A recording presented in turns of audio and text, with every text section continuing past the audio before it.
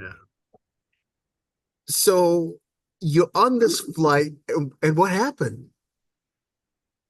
Well, it was about 5:30 in the morning when we took off, and I was kind of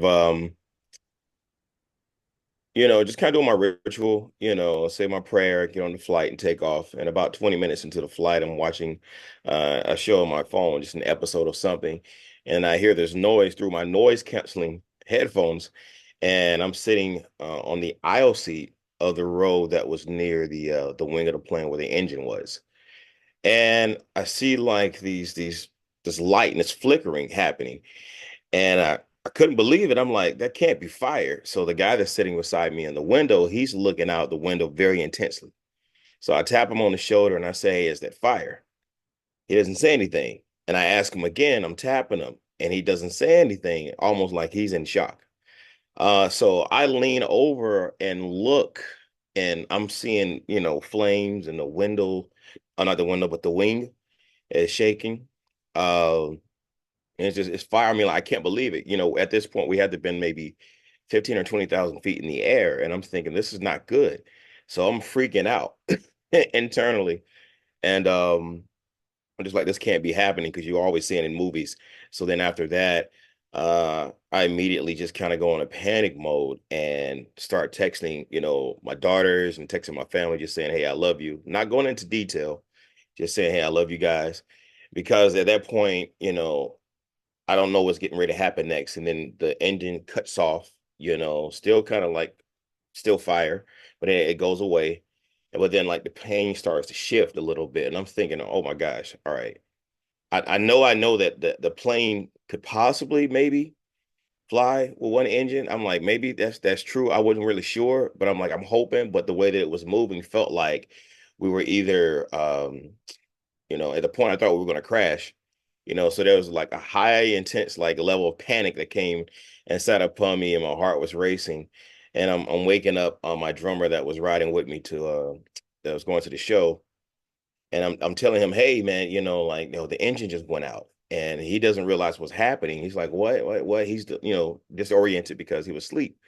And then he realizes, like, we're like kind of moving and then we're getting ready to land because the wing was just, I don't know, it just felt like the plane was getting pulled to the left, and it just felt like we were getting pulled with the other weight of the other engine.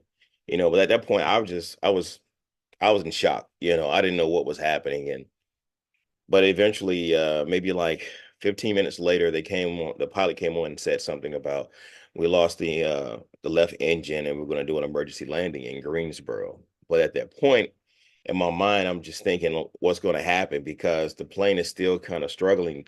It felt like to kind of like stay straight, so it would lean and then it would readjust, and there was a lot of pulling and revving of the engine and slowing down. Then eventually, we land in Greensboro Airport. We're there. They don't give us a lot of details. There's a bunch of fire trucks pulling over to the plane, I guess to maybe, douse any more flames that may have been happening. But then after that, we taxied to the gate and we got off the plane. No real information that was given. And I'm just kind of thinking like, what's going on, Delta? You've been my you've been my airline of choice for years, and Oh we my God. yeah, you've been my airline of choice for years, Yeah. and like this year, it's been very interesting with stuff that's been happening with them, and Yeah. just a couple of things across the board. I was in fear. I really thought that was it for me.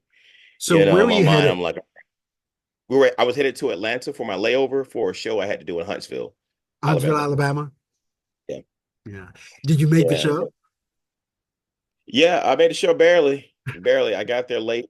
Um, Yeah, I got there late and had to rush, rush, rush, rush, rush. But at the same time, my sister was there and she saw me, and I didn't realize maybe the look on my face, but everyone kept saying, "You okay?" Because I had this blank stare, and I didn't really know it, but everyone kept saying, you don't look right. You look like did something happen?" And they kind of heard of what happened afterwards, and I was like, "Yeah, I mean, this is what happened." And they were like, "Yeah, you look like you were in shock." Oh my God. So How yeah, I didn't realize. thinking about that experience, because I think we've all been there. I remember vividly flying back from Jersey one time, heading to St. Pete, Florida, and the turbulence was so severe. I remember thinking, "This is it." What Hmm. is, in hindsight, as you sit here today, how did that affect? How is it continuing to affect you, if at all? Oh no, I mean, I can't I can't close my eyes without seeing that look because it was still dark. It was 5:30 in the morning, and probably at that time maybe 5:10, maybe 5:35, 5:40. And and you're seeing like these flames and like you're thinking like this can't be happening. It's disbelief. Like, no, I'm not the one in a million chance that this happens to, a person. Like, I've been through severe turbulence and I still didn't have the level of fear in me that I had yesterday morning, like I did. It's just, it was, an, it was an incredible bad feeling. Like, still thinking about it now. I remember getting back home today when I landed back in Raleigh because it was tough for me to get on the plane. I really considered just renting a car and just driving back, and that's probably about a 10-hour drive from Huntsville. And I didn't care because that's how I felt about it. I'm like, who's to say it's not going to happen again? Because of I just felt like some negligence has been happening with some of the maintenance, with the airlines this year. Mostly Delta is who I fly, and they've always been great for me. But this past year has been very interesting, I will say. Well, thanks for sharing this story, and I would imagine this is something you won't soon forget.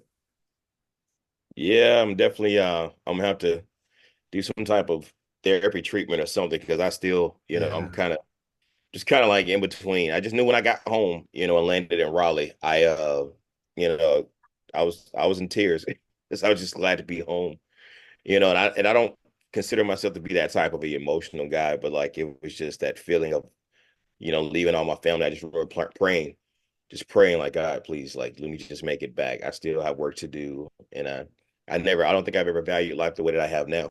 I will say that. So I'm just thankful, really thankful. Yeah. Marcus, you're one of our favorites, and we're so relieved that that ended the way it did, that you got to the show and back home safely. Thanks a lot, my friend. No, you're welcome. Thank you. I appreciate you. Take care. All right. Bye bye.